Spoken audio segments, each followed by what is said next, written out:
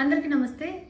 So పొద్దున్న నుంచి తిరుపతి ప్రసాదం గురించి నేను మాట్లాడిన వీడియో, నేను మాట్లాడిన మాటలు చాలా మందికి తప్పుగా అనిపిస్తున్నాయి. సో ఎక్స్ప్లెనేషన్ ఇచ్చే ముందే ఆ మాటలకు ఎవరన్నా హర్ట్ అయి ఉంటే డెఫినెట్గా సారీ చెప్తున్నాను. అండ్ నన్ను రెగ్యులర్గా ఫాలో అయ్యేటోళ్ళకు నాకు వెంకటేశ్వర స్వామి ఎంత ఇష్టమో తెలుసు. యూట్యూబ్లో, ఇన్స్టాగ్రామ్లో 3 నెలలు 4 నెలల సంధి శనివారాల వ్రతాల గురించి, వాటి డీటెయిల్స్ గురించి నేను చెప్తూనే ఉన్నా. అవేవి దేని గురించి ఎవరు మాట్లాడుకోలేరు. అన్ఫార్చునేట్లీ దీని గురించి మాట్లాడిండ్రు. ఏదైనా సరే తప్పు జరిగింది నా సైడ్ నుంచి. నా మాటలు తప్పుగా ఉన్నాయి తప్పితే నా ఇంటెన్షన్ అది కాదు.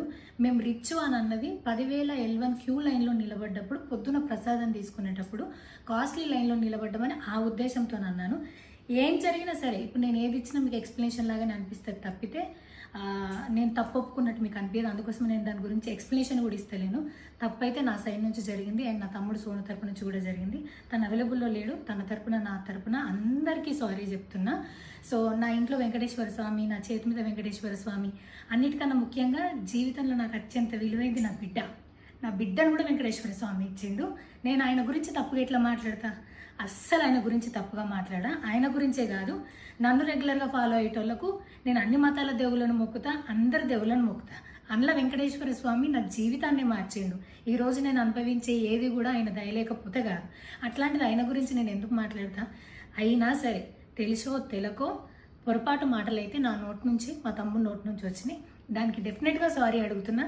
ఇదేదో యూట్యూబ్ ఛానల్ ఏమంటారు వీడియోస్ పెట్టి కేసులు పెడతా అన్నందుకు కాదు, నాకు కూడా అనిపించింది అయ్యో అట్లా మాట్లాడి ఉండకూడదని, అందుకోసం పెడుతున్నాను తప్పితే ఇంకొక ఉద్దేశం అయితే ఏమీ లేదు. నేను మళ్ళొకసారి టీటీడీ మెంబర్స్కి అండ్ నా మాటల వల్ల హర్ట్ అయిన ప్రతి ఒక్కరికి నేను నా తరపు నుంచి సారీ చెప్తున్నా. అండ్ ఇంకోసారి మళ్ళీ ఎప్పుడు రిపీట్ చేయను. సో నా సారీని యాక్సెప్ట్ చేయండి. నన్ను రెగ్యులర్గా ఫాలో అయ్యేటోళ్లకు నాకు వెంకటేశ్వర స్వామి అంటే ఎంత ఇష్టమో తెలుసు కాబట్టి వాళ్ళందరూ నన్ను నమ్ముతున్నారని కోరుకుంటున్నా. మళ్ళొకసారి ఎక్స్ప్లెనేషన్ కాదు, సారీ చెప్పినంత మాత్రాన తప్పు ఒప్పైపోతుందని కూడా కాదు. బట్ నేను చేయగలిగింది ఇది ఒక్కటే కాబట్టి మళ్ళొకసారి అందరికీ సారీ. అండ్ డెఫినెట్గా ఐ ప్రామిస్ ఇంకోసారి ఇది రిపీట్ అవ్వదు. Thank you.